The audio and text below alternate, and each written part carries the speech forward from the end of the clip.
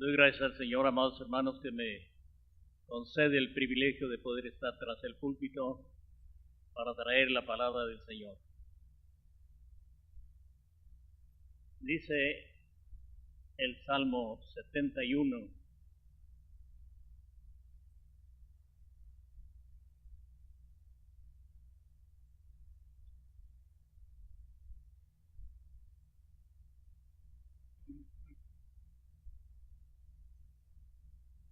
Oh Dios, me enseñaste desde mi juventud, y hasta ahora he manifestado tus maravillas. Aún en la vejez y las canas, oh Dios, no me desampares, hasta que anuncie tu poder a la posteridad y tu potencia a todos los que han de venir, y tu justicia, oh Dios, hasta lo excelso. Amados hermanos, estamos enfrentándonos a un reto de compromiso, según lo acaba de expresar Lucano. El plan de Dios es que Culiacán entero conozca al Señor, y no solo eso, sino que se rinda a Él. El plan de Dios es que su nombre sea conocido en todos los lugares aledaños a nuestra ciudad. Y no solo eso, sino en todo nuestro estado y en toda nuestra patria. Amados hermanos, para llevar adelante este plan, necesitamos ser tratados por el Señor. Hay áreas en nuestra vida que posiblemente no estén conformadas a lo que Él determina o a lo que Él exige, a lo que Él quiere. Para el caso, amados hermanos, yo traigo un mensaje que ya ha sido presentado por algunos hermanos, que quizá nos ayude a conocer hasta dónde estamos relacionados con nuestro Dios y hasta qué punto nosotros podemos decir: Señor, está mi vida sirviéndote como tú quieres.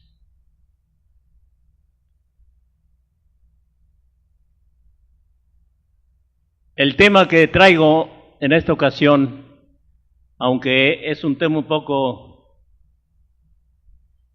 dilatado, hermanos, pero se me acaba de notificar que debo de reducir, de hacer conciso el tema, para darle oportunidad a Miguel que nos traiga algo que venga a alimentar nuestra vida espiritual. El capítulo 15 de Juan ha sido expuesto por varios predicadores.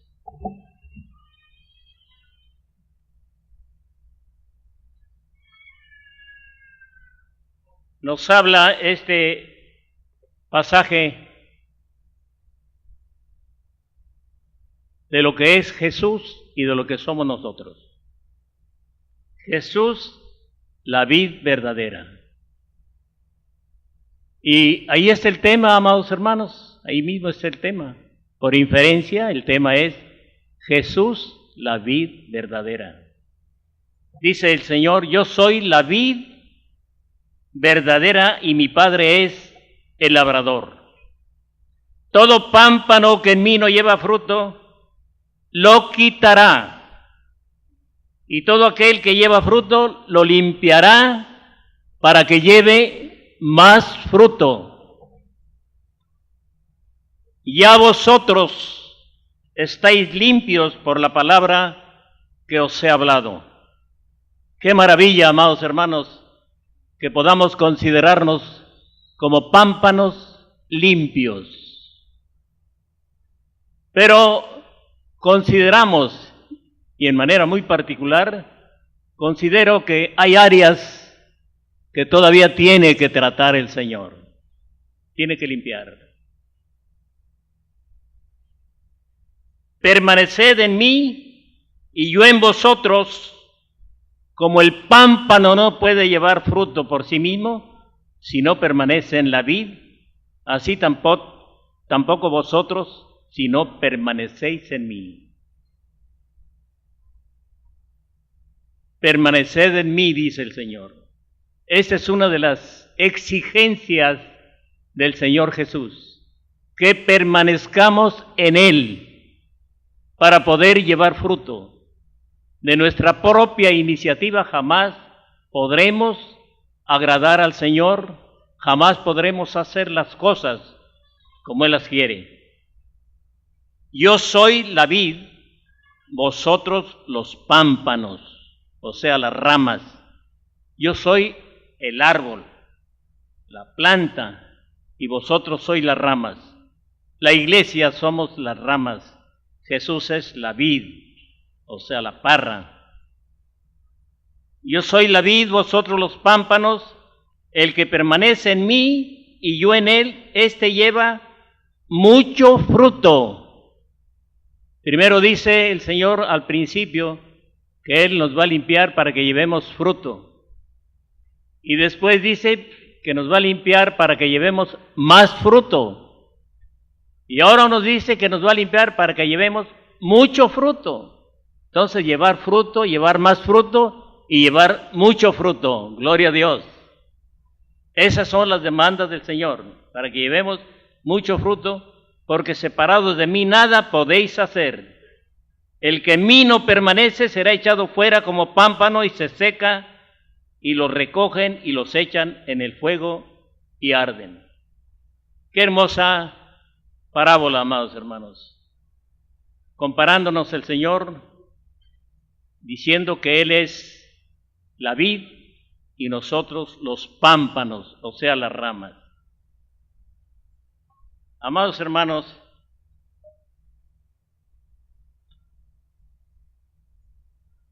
quiero hablar del por qué se nos va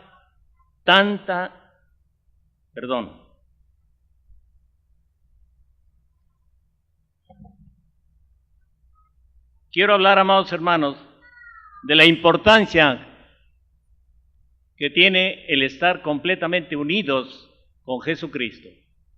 Porque si no es así, nosotros no vamos a poder hacer nada. Y aquí nos habla de la vid. Amados hermanos, la vid o la viña formaba parte de la vida del pueblo de Israel. En este pasaje que vamos a estudiar se trata de una parábola en donde se hace hincapié en la viña. Cuando se habla de Israel, se habla como representativo de una viña. Los profetas hablaron de Israel como una viña en decadencia, o sea, una viña frustrada, una viña que había venido a menos. Dios nos libre, hermanos, de ser una viña así, sino que seamos una viña que está dando frutos para la sanidad y el bienestar de las naciones. Oseas 10:1 dice: Israel es una viña frondosa que da frutos solo para sí. Israel, el pueblo judío, es una viña frondosa que da frutos solo para sí. En otras palabras, el pueblo hebreo, el pueblo judío, es exclusivista. Y en ese tiempo pensaban que nadie era digno, sino solo ellos, de ser salvos, de conocer a ese Dios verdadero al cual nosotros conocemos. Por eso dice que era una viña frondosa que daba frutos solo para sí. Era conformista, se conformaba con el hecho de que ellos tenían la seguridad de un Dios todopoderoso. Pero en una bella alegoría del Salmo 80, se presenta a la iglesia judía como una viña plantada, cultivada, protegida y regada por el Señor. Y el versículo Salmo 80 del 8 al 12 dice lo siguiente: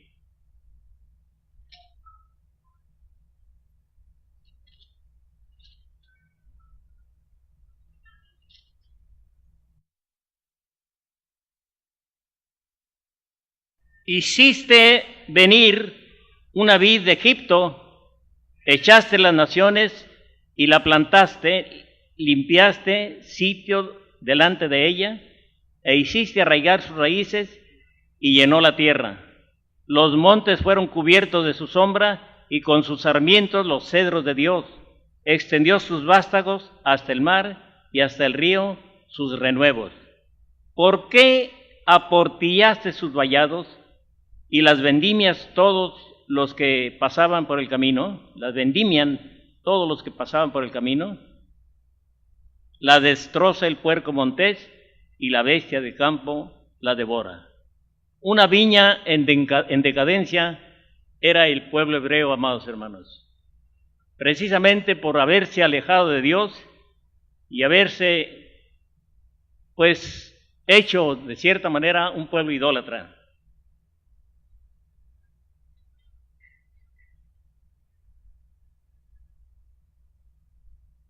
Hermanos, la viña era una planta emblemática, o sea, representativa, que estaba compaginada con la misma existencia del pueblo hebreo. La viña era una planta emblemática, o sea, representativa, así como el emblema nuestro, el lábaro patrio, es el emblema representativo. Así la viña para el pueblo de Israel era una planta emblemática que representaba precisamente y que estaba compaginada o unida con la misma existencia del pueblo hebreo. No había una casa que careciera de una vid. La viña era el emblema de la existencia del pueblo hebreo, y una de las glorias de este pueblo era tener una viña de oro en el lugar santísimo. Entonces era una cosa muy amada de parte del pueblo hebreo, la viña. En tiempo de los macabeos, que existieron en el período intertestamentario, cuyo periodo abarcó 400 años, en el término de los cuales no había ni revelación ni profecía, y todo porque esta viña frondosa, que solo daba fruto para sí, por cuyo motivo Dios cortó sus ramas e injertó en su lugar a la iglesia gentil. Todo esto, hermanos, es una especie de estudio para que veamos hasta dónde llegó la iglesia judía, como una viña que se conformaba con dar fruto para sí, pero no le importaba nada más. En Isaías 5, 1 al 7, dice lo siguiente, hermanos.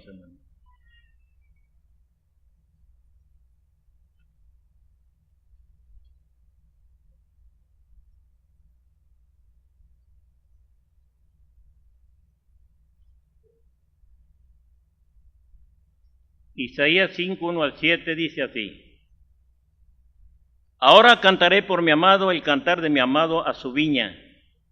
Tenía mi amado una viña en un lugar fértil, en una ladera fértil. La había cercado y despedregado y plantado de vides escogidas. Había edificado en medio de ella una torre y hecho también en ella un lagar, y esperaba que diese uvas dulces, y dio uvas agraces o agrias. Ahora pues, vecinos de Jerusalén y varones de Judá, juzgad ahora entre mí y mi viña. ¿Qué más se podía hacer a mi viña que no haya hecho por ella? ¿Cómo, esperando yo que diese uvas dulces, ha dado uvas silvestres? Os mostraré pues ahora lo que yo haré de mi viña. Le quitaré su vallado y será consumida. Aportillaré su cerca y será hollada. Haré que quede desierta, no será podada ni cavada, y crecerán el cardo y los espinos. Y aún a las nubes mandaré que no derramen lluvia sobre ella. Ciertamente la viña de Jehová de los ejércitos es la casa de Israel, y los hombres de Judá planta deliciosa suya. Esperaba juicio, y he aquí vileza, justicia, y he aquí clamor. Todo eso sucedió, amados hermanos, al pueblo de Israel, que no supo realmente reconocer la grandeza de ese Dios que le había dado tanta bendición y tantos favores.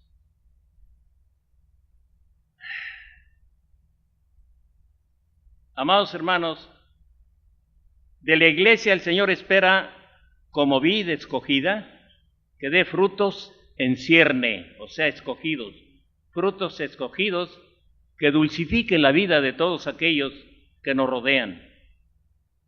Frutos en cierne, o sea, frutos escogidos. Los frutos que da la vid no son para ella ni para las ramas. Otros son los que las disfrutan su delicado sabor. Esto quiere decir que el fruto que usted va a dar es para beneficiar y bendecir a otros, no para bendecirse a sí mismo. Para los vinicultores, hermanos, la poda era esencial. Es esencial para que sus vides den más abundante y mejor fruto. A nosotros Dios nos va a podar. Nos va a podar para que demos mejor fruto. Claro que la poda es dolorosa, pero no hay otra alternativa, no hay otra manera de ser mejores cristianos. Tenemos que ser podados. Por eso decía al principio que estamos enfrentándonos ante un reto en el cual debemos de veras conocer, dar una mirada introspectiva a nuestra vida y ver si de veras estamos dentro del plan de Dios, dentro de los lineamientos de Dios. Y para ello, hermanos, reconocemos que tenemos fallas y que hay algo que tiene que ser tratado en nuestras vidas. Por eso decimos aquí que a nosotros Dios nos va a podar para que demos mejor fruto. Claro que la poda es dolorosa, sí, la poda es dolorosa, pero no hay otra manera para ser mejores cristianos. El Señor tiene que disciplinarnos. Dice Hebreos 12:6, el Señor al que ama castiga y azota a que es tomado por hijo. Al que ama castiga. ¿Cómo? ¿Por qué? Porque no anda conforme la voluntad de Dios. No os engañéis, dice Gálatas 6:7, Dios no puede ser burlado, que todo lo que el hombre sembrare, eso también segará. Entonces, estamos enfrentándonos ante la posibilidad de pedir la dirección y la ayuda de Dios para que podamos vivir una vida de acuerdo a su voluntad. En nuestras fuerzas jamás lo vamos a lograr. En viticultura, amados hermanos, hay 6 principios que aplican estos hombres para tener mejores frutos, buenos y abundantes. Y estos principios se acomodan a la viña del Señor, amados hermanos. Podar las vides hacen producir grandes frutos. A nosotros Dios tiene que podarnos, quitar todo lo que impide para que demos frutos, buenos frutos. Él tiene que hacer recortes, nos va a quitar las ramas infructuosas, o sea, nos va a quitar todo aquello que esté impidiendo que nosotros podamos dar fruto. Esas áreas que no concuerdan con el plan divino, que todavía se asoman al viejo hombre, esas áreas va a tener que quitarlas de nuestra vida. Quizá va a ser algo doloroso, pero tiene que ser así, amados hermanos. Nada podemos hacer para no ser podados. Dios tiene indudablemente que podarnos si queremos servir. La poda no es fácil de explicar, amados hermanos. No es fácil. ¿Por qué? Porque a veces cuestionamos y decimos cómo es posible que yo esté siendo podado, que yo esté siendo disciplinado y mi hermano que es más infiel que yo, o el vecino que no tiene a Dios, él goza de más privilegios, de más bendiciones. ¿Por qué yo así? Es inexplicable. no se puede explicar porque Dios no poda a aquel que es más infiel que yo. ¿Por qué no poda a Dios a aquel que es más infiel que yo? Aquel tiene una esposa amable y es infiel. Yo tengo una esposa renegada y yo soy fiel. Yo asisto a los cultos de la iglesia regulares. Yo diezmo, etcétera. Yo. ¿Por qué? ¿Por qué me está podando Dios? Porque quiere que sea mejor cristiano, por eso. Sí. No estamos conformes como somos. Queremos más, Señor. Más de ti. Queremos más de ti, Señor. Entonces, es difícil de explicar por qué somos podados. Tampoco la poda, hermanos, es reconocible.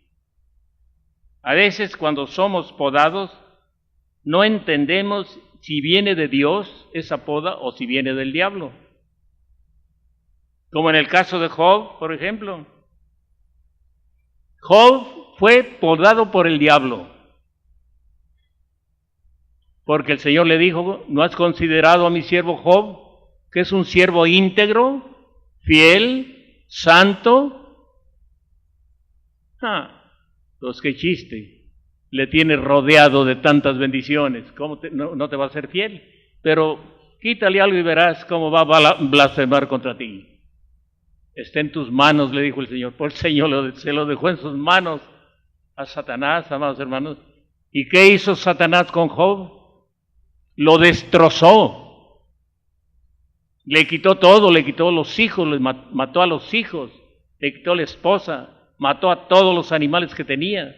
Era el hombre más rico del oriente, miles de ovejas, miles de cabras, miles de ganado vacuno, todo se le acabó. Y es más, le puso una enfermedad terrible, una especie de, no sé cómo se llama eso, que él necesitaba una teja para rascar sus dolencias. Hermanos, cuidémonos de ser podados por el diablo. Cuidémonos, hermanos. Vale más que el Señor nos pode, porque Él tiene misericordia de nosotros.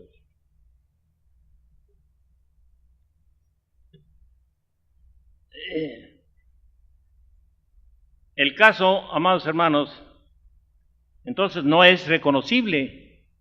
La poda no es reconocible a veces. Por ejemplo, tenemos el caso de la iglesia de Jerusalén. Esta iglesia recibió una poda tremenda. Estaban muy cómodos los cristianos de Jerusalén. Habían invadido toda la ciudad. Todo Jerusalén conocía a Cristo. Dice Josefo que en esos años la iglesia ya tenía 60,000 miembros. Fíjense nomás, en ese tiempo una iglesia con 60,000 miembros, pues prácticamente la mayor parte de Jerusalén se había convertido y ellos estaban muy gozosos, muy contentos, muy plácidos, puesto que ya habían inundado a Jerusalén del Evangelio. ¿Y cómo es que de repente matan a Esteban a pedradas? ¿Cómo es que de repente Herodes pasa a cuchillo a Santiago? ¿Y cómo por esto se desata una persecución? Y en Hechos 8, 1 al 4, dice lo siguiente.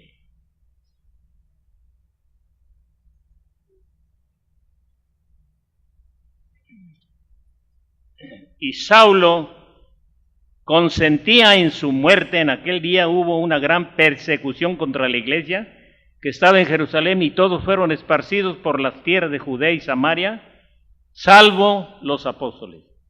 Y hombres piadosos llevaron a enterrar a Esteban y hicieron gran llanto sobre él. Y Saulo asolaba la iglesia y, entrando casa por casa, arrastraba a hombres y a mujeres y los entregaba a la cárcel. ¿Cómo fue posible esta poda que el Señor tuvo que infligir en la iglesia de Jerusalén?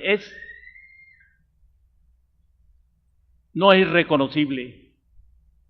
Aquellos hombres piadosos que con todo esfuerzo y con todo vigor y con todo amor predicaban el Evangelio, pero se habían olvidado de lo que el Señor les había dicho. El Señor mismo, con palabras textuales ahí en Marcos 16:15, les dice: id por todo el mundo y predicad el Evangelio a toda criatura. Y luego Mateo, en el capítulo 28, 19, dice: id y haced discípulos en todas las naciones, bautizándolos en el nombre del Padre, del Hijo y del Espíritu Santo, y enseñándoles que guarden todas estas cosas. Y aquí yo estoy con vosotros todos los días hasta el fin del mundo. Y por último, ya cuando el Señor iba a ascender al cielo, en Hechos 1:8 les dice el Señor con sus propias palabras: y recibiréis virtud cuando haya venido sobre vosotros el Espíritu Santo, y me seréis testigos aquí en Jerusalén, allá en Judea, allá en Samaria y hasta lo último de la tierra. Pero se habían olvidado de esto. ¿Y qué es lo que hizo el Señor? Podarlos. Tuvo que podarlos y salieron a cumplir el cometido. No es reconocible. La poda es tremendo.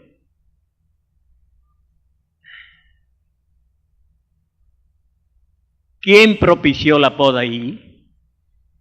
¿Satanás? ¿Dios o Satanás? No es reconocible. Pero cuidémonos, amados hermanos, de no ser podados por Satanás, porque nos va a destrozar. Satanás quiere destruirnos, destrozarnos, hacernos pedazos. Es la obra de él, es un mentiroso, un engañador. Pero si estamos en las manos de Dios, como estaba la iglesia de Jerusalén y como estaba Job, Satanás va a quedar burlado, aun cuando nos pode él. Pero cuidémonos de no ser podados por él, porque sí, hermano, sí nos va a destrozar.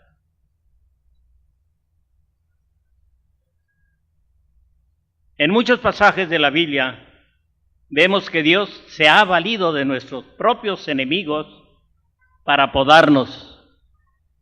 En el Antiguo Testamento, la iglesia judía fue podada muchas veces por su infidelidad. Varias culturas, varios pueblos los llevaron cautivos. Varios pueblos estuvieron sobre ellos. Los babilónicos, los asirios, los medopersas, los griegos, los romanos, etcétera, por su infidelidad. En cuarto lugar, hermanos,